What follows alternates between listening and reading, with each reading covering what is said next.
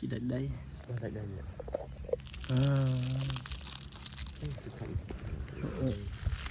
Gió chạo Chạo phi. dạ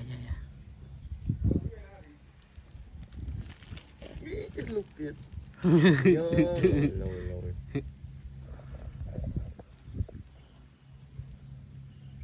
Ngày biết ấy lại đây. trời chơi cái chợ sẽ bỏ tiền Cái salad đấy không?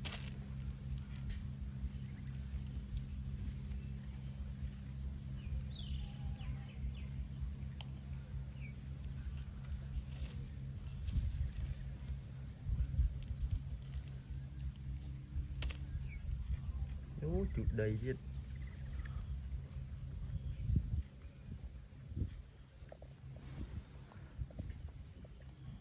Mình chụp chạ gì vậy?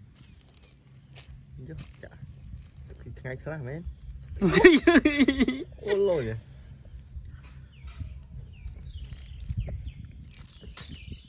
Ồ, cái bò từ bò. dạ chạo chạy chắc mà chạy ọ thế nào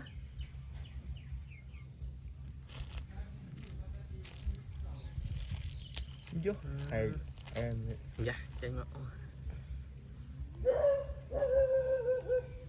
Lưng nít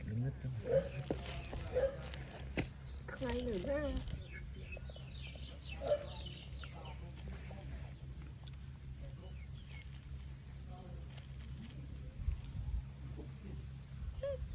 hả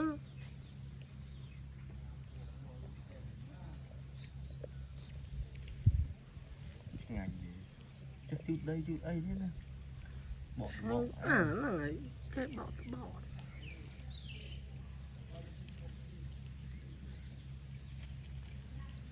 ba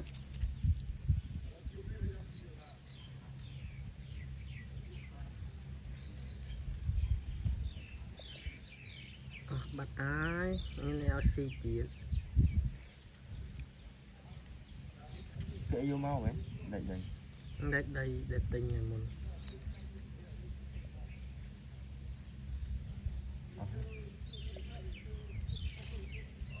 nắng ảnh nắng chụp ăn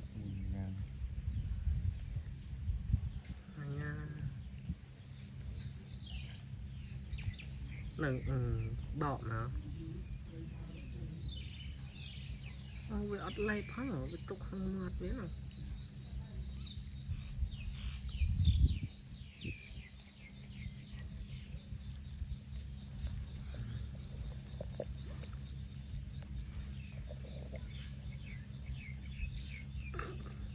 một